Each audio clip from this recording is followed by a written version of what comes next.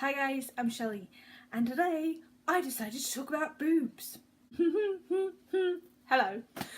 I was inspired by the lovely Miss Hannah Witten to talk about my boobs because she has recently done a series called the Hormone Diaries where for 1 year she decided to come off the pill and experience her body and experience a period for almost the very first time in her adult teenage hormonal period life. And I'm sort of going through the same situation. Very long story short, I have been ill. I lost a lot of weight while I was ill, and I lost the ability to have periods. Before that, I'd always had quite heavy periods. I have endometriosis, which means that I have a cyst on one of my ovaries, which causes a huge amount of pain once a month. I have struggled with that since I was about 13 years old, I think. It went undiagnosed for about, oh blimey, I'm not good at maths, but since I was 13 to the age of about 27, 28, when I became very, very ill with gastroparesis, I lost my periods. I went down to such a weight that my periods just stopped. My whole recycling system, it does kind of recycle, so there we go, but my whole reproductive system shut down. A few months after I got out of hospital, being a now normal weight, my periods have started again. Ta-da! I'm a woman again. I'm sure you needed to know that information. What this has to do with boobs is a very long story, but basically I'm going into what happens to your body once you put weight back on and your period comes back. The first one was extremely painful and went on for an extremely long time. It kind of had to start back up again, and it was stop and start for quite a while. And then a cycle came round again, but this one was so much more painful, and I felt it on my left side where my endometrioma is. So on one ovary it's absolutely fine, that I'm aware of, and on the other one there is a cyst, and whenever that ovary is kicking in, the pain doubles, triples, is excruciating, and I was in a lot of pain. But why I'm making this video, I think, mainly, is because I've noticed something new since coming back to having periods, since putting on weight. The periods have been a lot heavier than they used to be pre having gastroparesis, pre losing the weight.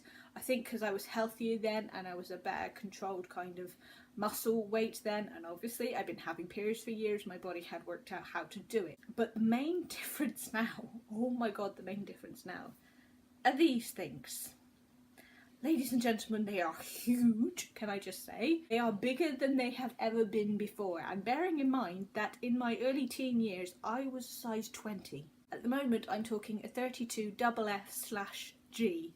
They have never been that big before. And I'm not kidding you, I bought bras 3 weeks ago. 3 weeks. And I've gone up a cup size since then and broken the current bra that I'm in. They hurt, people. Oh my god, do they hurt, especially around a period, but I found they constantly hurt, to be honest, all throughout the month. They are permanently just, it's like that I'm doing this, probably not the right hand movements, but they ache so much. Man, Hannah Witten has the same problem, and I'll link her videos down below, and when I was watching them beforehand I was just like, how can you have boob pain all month round? But oh, I have so much empathy for her.